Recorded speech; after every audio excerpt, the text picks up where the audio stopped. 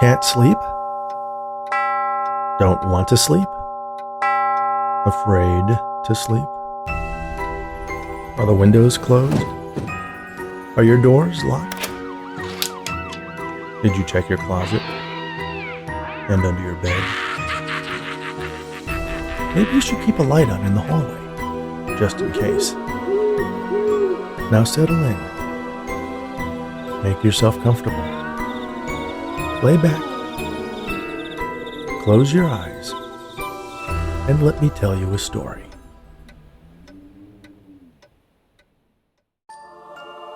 Some people love Halloween.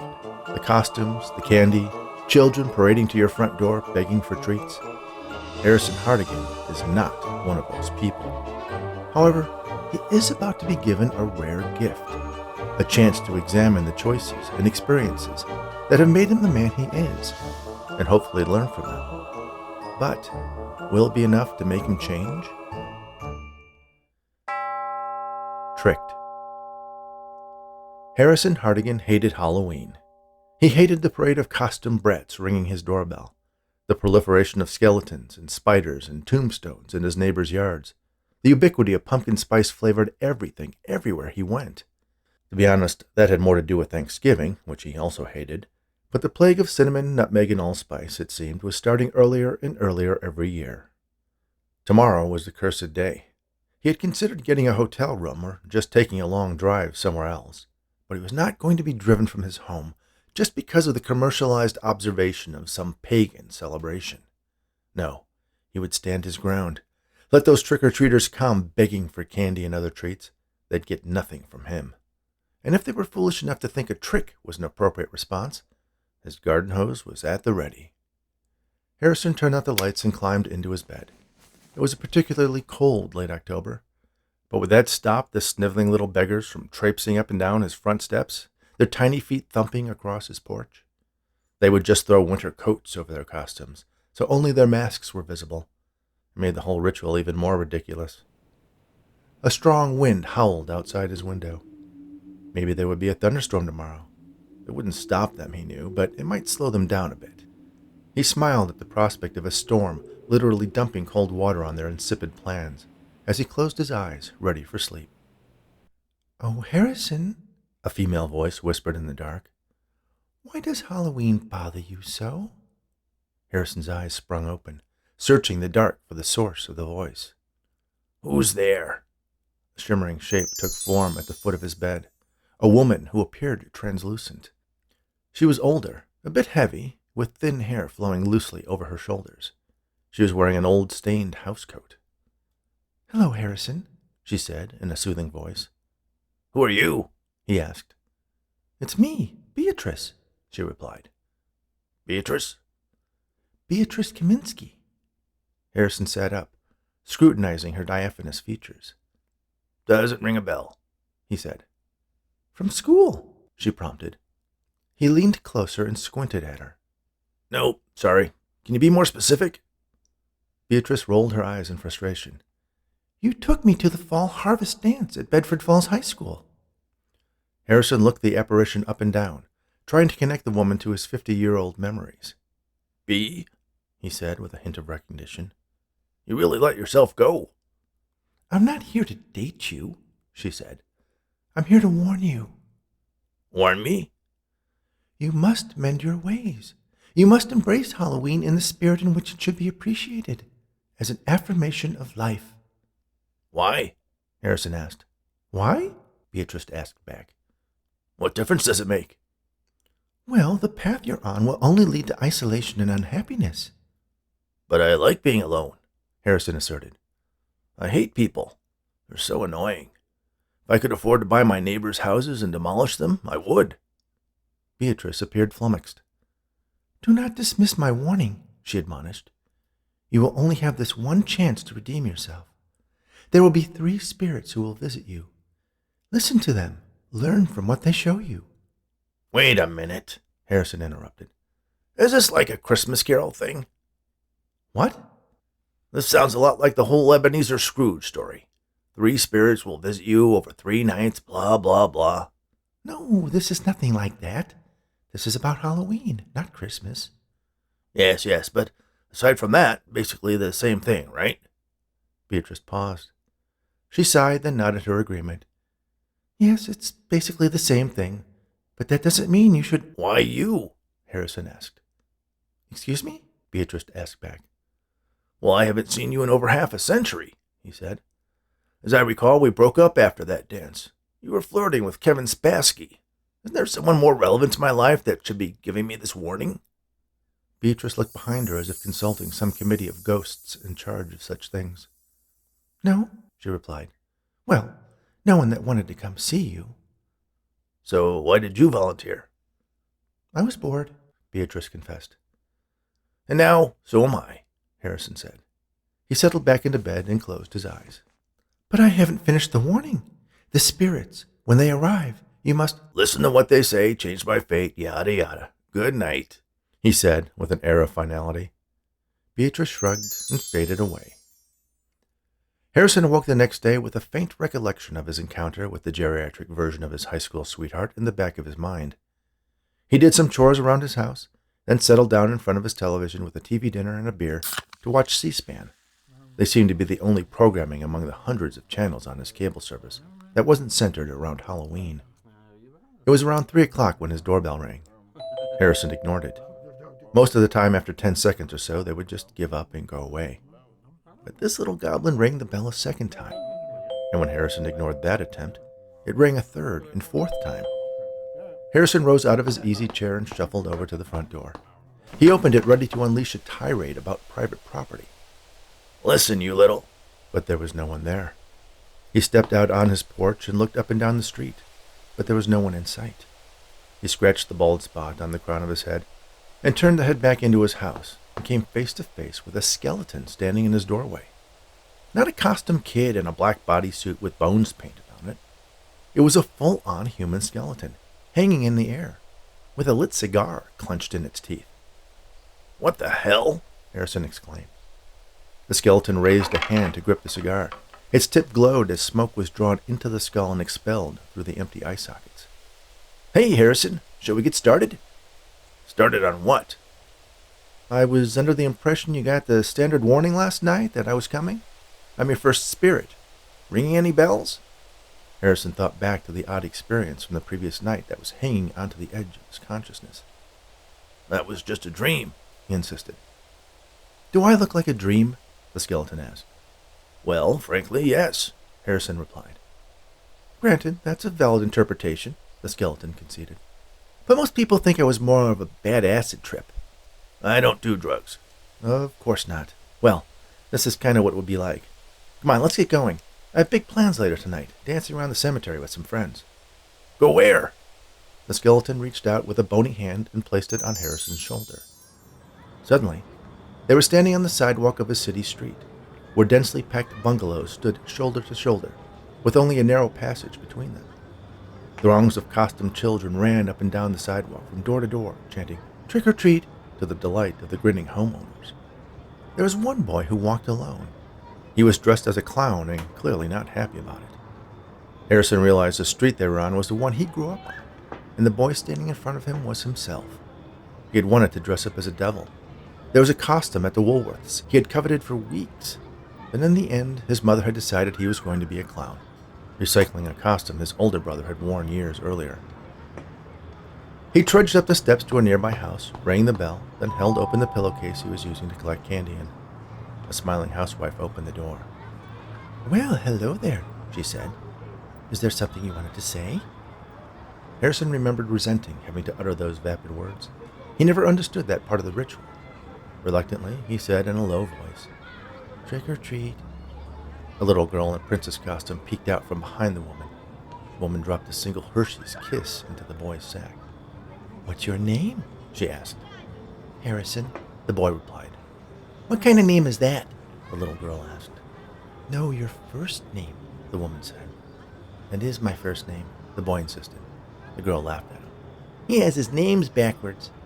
The boy turned and walked away, continued down the sidewalk toward Harrison and the skeleton. "That's a cool costume," the boy said to the skeleton. "Is he supposed to be able to see us?" Harrison asked his bony guide. "No, he should be invisible." the skeleton said, scratching his skull with the phalanges. Harrison reached out and poked the boy with his finger, pushing the kid back a few inches. Shouldn't be able to do that either, the skeleton confirmed. Don't worry, kid, Harrison said to his younger self. You'll have the coolest name in school when Star Wars comes out. What's Star Wars? The boy asked. You'll see, Harrison said. The boy sighed and ambled off to the next house. Harrison knew he would visit every home in the neighborhood that night, gathering as much candy as he could. Then, a few months later, after the other kids had depleted their own supplies, he would start selling it off for a nickel apiece at school, and buy himself a disappointing pair of X-ray specs from the back of the comic book. Harrison turned to the skeleton. So, what was I supposed to learn from that? He asked. The skeleton shrugged. I don't know, it's one of those you'll know it when you see it kind of situations. It doesn't raise any sad memories from your childhood? Any regrets? Lost opportunities? Nope, Harrison replied, unmoved by the experience. Well, I'm sure it'll come to you.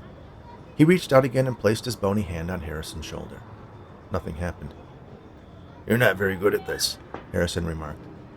This has never happened before, the skeleton claimed. Yeah, well, while we're stuck in the 60s, do you mind if I buy some IBM stock?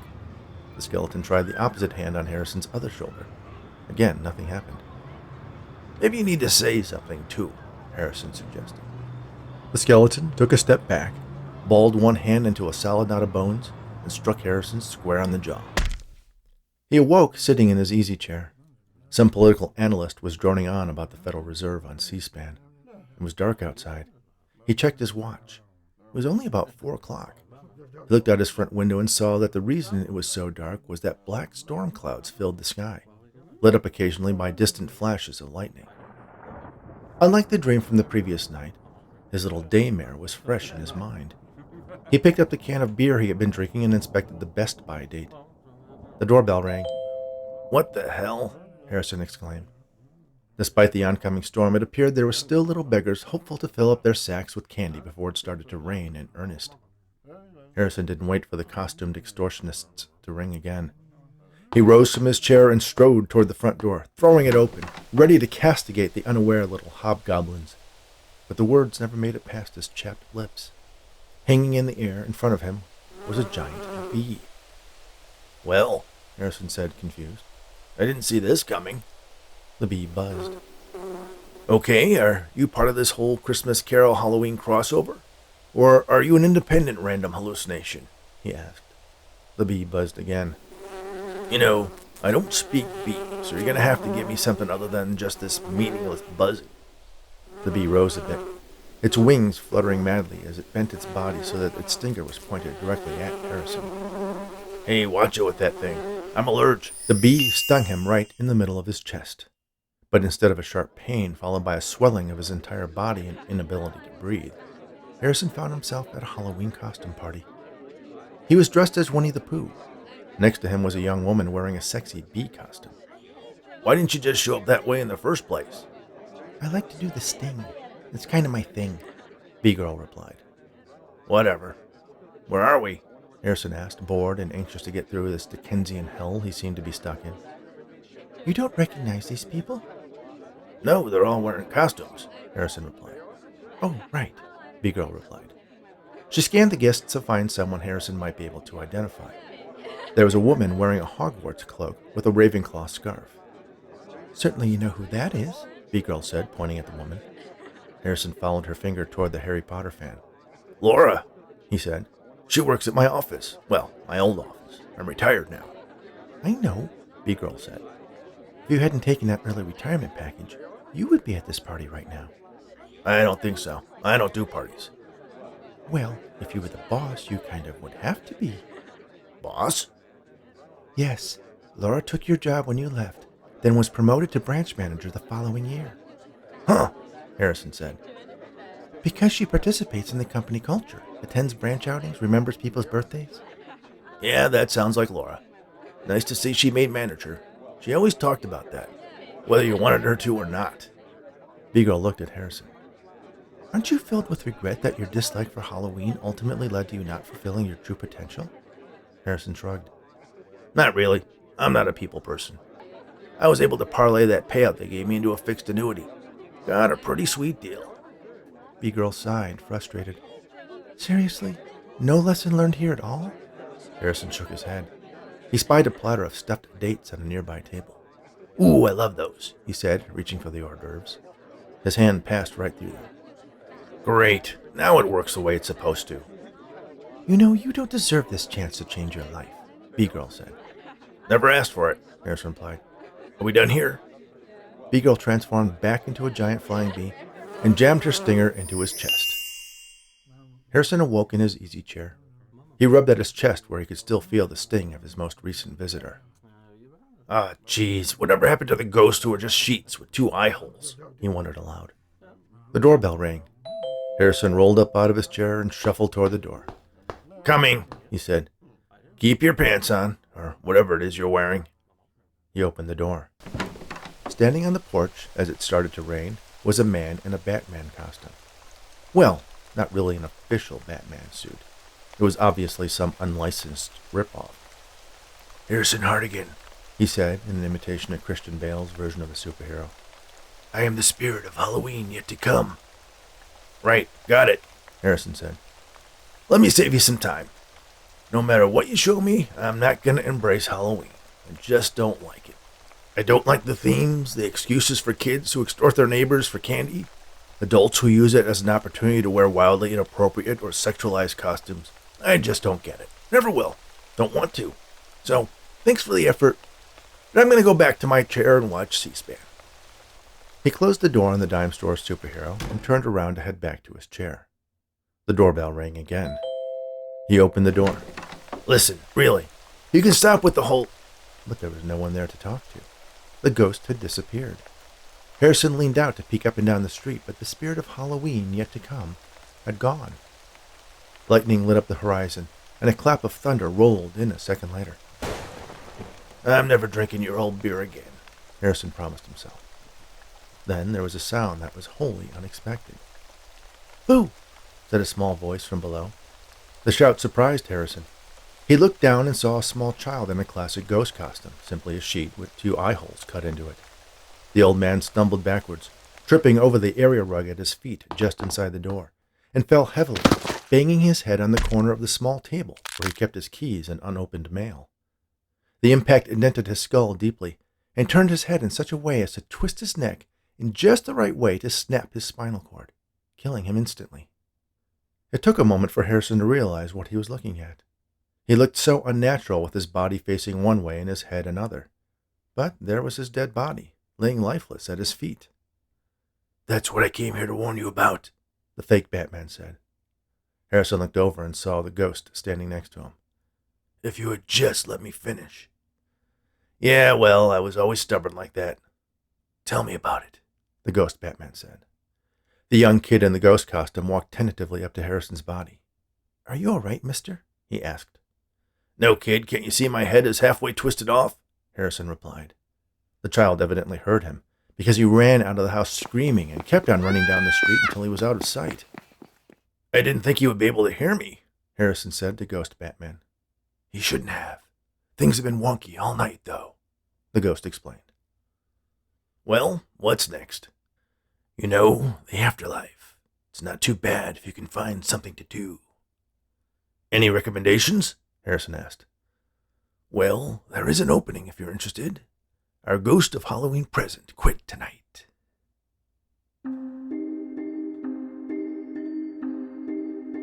Thank you for listening to Tricked, written especially for the Bedtime Stories for Insomniacs Fiction podcast by Rich Hosick. Please remember to subscribe on your favorite podcast app. Rate us on Apple, Spotify, and Audible. And share these stories, as well as the unabridged audiobook versions of my novels, with anyone you know who enjoys audio fiction. Be sure to visit bedtimestories.studio, where you can sign up for our Insomniacs Snoozeletter to be notified of new episodes and exclusive offers, and get a free bookmark. You can visit richhosick.com to learn more about the host of Bedtime Stories for Insomniacs.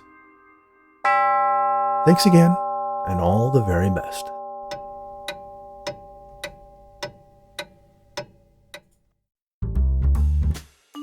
The Luke in Time Mysteries begins with 2 private detectives. Luke, who's got a little bit of a drinking problem, and her partner Lyle, who's got a little bit of an eating problem. Together, they've got pretty big money problem.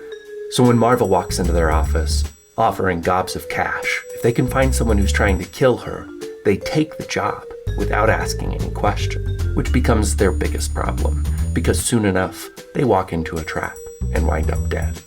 But that's not where this story ends. In fact, it's just the setup, because they go back to the moment where they first met Marva, and until Luke and Lyle can solve Marva's mystery, they keep dying over and over again.